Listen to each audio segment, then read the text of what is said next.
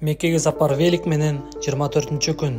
Эртеме туруп бүгүнкү күнгө өтө катуу даярдадым. Велосипедимди майлап, психологически деле даярдандым. Анткени мени Россиянын, Грузиянын чек аралары күтүп турду. Владикавказдын айланасында жалаң гана тоолор экен. Кайсы бурчуна барба, бак дарактуу тоолору көрүнүп турат экен. Шаардын борборуна деле барган жокмун. Күчүмдү алдында күтүп турган подъем жолдорго кетиргим келди. Шаардан 1 километр алыстаганда Кавказдын сулуулугу башталды. Кээ бир учурларда өзүмдү Кыргызстанда жүргөндөй эле сезип кетип жаттым. Эң кызыгы бул трассадан тажабайт экенсиң. Ар бир ашып өткөн, айланып өткөн тоолор бири-биринен айырмаланып турду. Жолдун кээ бир бөлүктөрү өтө эле кооптуу болуп жатты. Жөнөкөй 2 машина өткөндө эле жолго батпай калып жаттым. Нижний Ларс айылына жеткенде гана жолдор кеңейди. Аба ырайы өтө ысык болду. Конок үйдөн чыгып жатканда өтө калың кийинип алган болчумун. Жолдун башында эле токтоп жеңил кийинип алгам. Бирок андайда деле өтө тертеп кеттим. Айлана чөйрөнү көрүп эрдегениңде деле буттарың чарчагандыгын деле унутпай жаттым. Келечекте бул жактарга дагы бир жолу сөзсүз түрдө келиш керек экен деп койдум. 35 километр өтүп, орустардын чек арасына жеттим. Бул чек арадан биринчи жолу өтүп жаткандарды катуу текшерет экен. Ошолордун катарында мени дагы 1 сааттан ашык текшерди. Ал жактан ийгиликтүү өтүп, Грузия чек арасына да жетип келдим. Грузия чек арасында анчалык деле көп убактым кеткен жок. 20 минуттан ичинде эле "Вам отказано" деп айтты. Машина менен барган өзбек туугандарга деле отказ беришиптир.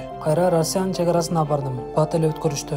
Жетилерге жакын бул жактардагы жалгыз конок үйгө жетип келдим. Учуудан башка вариант калганда эле жок окшойт. Эң жакшы вариант Грозный, Баку.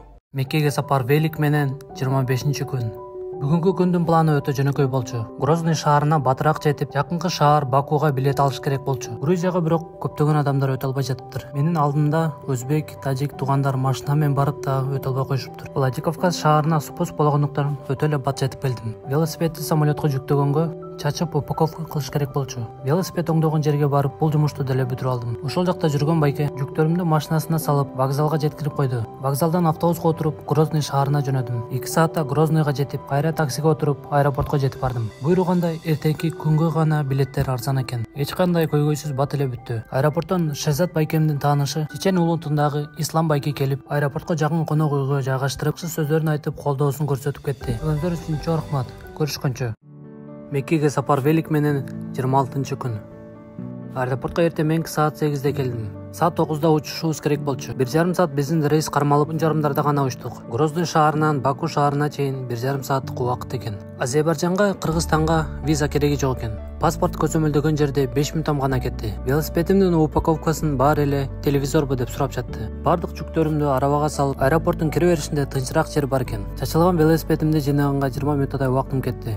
Азербайжандык Ведаджи деген байке келип жардам берди. Жолду да көрсөтүп берди. Аэропорттон 200 метр алыстаганда шамалы жок ысык аба ырайы дароо билинди. Жаныңда өткөн машиналардын деле шамалы жок экен. Аэропорттун чыга беришинде Мстителинин Баку шаарында дагы базасы бар окшойт. Трассанын бойлорунда ар кандай бак дарактардын түрлөрүн тигишиптир. Эски түрк стилиндеги имараттар менен өтө кооз көрүнөт экен. Биринчи дүкөнүнө кирип суу алайын десем, биздикинде азыктар өтө көп экен. Шаарга жакындап калганда өтө эле тер болуп суу болуп калдым. Машиналар өтө көп болгондуктан эстакада жолдордон өтүшүм өтө кыйын болуп жатты. Пешоходдун жолдору менен өтө эле айланып калат экенсиң. Бакуга кирип жатканда айнек имараттар өтө көп экен. Баары эле өзгөчөлүк менен жарышкан окшойт. Велосипедти өтө катуу тээп, ушундай да подъем болот экен деп эки жагын карасам ал музей экен. Ичине кирип чыгайын десем өтө чоң экен. Баку шаарынын ичи аябай таза экен. Жолдору кең, жакшы экен. Бирок велосипед айдагандарга шарт такыр эле түзүлбөптүр. Көп жерлерден велосипедти көтөрүшкө туура келип жатты. Баку шаарынын ичинен курсакты тойгузуп, 7:30 шаардан чыгып кеттим. Чоң рахмат.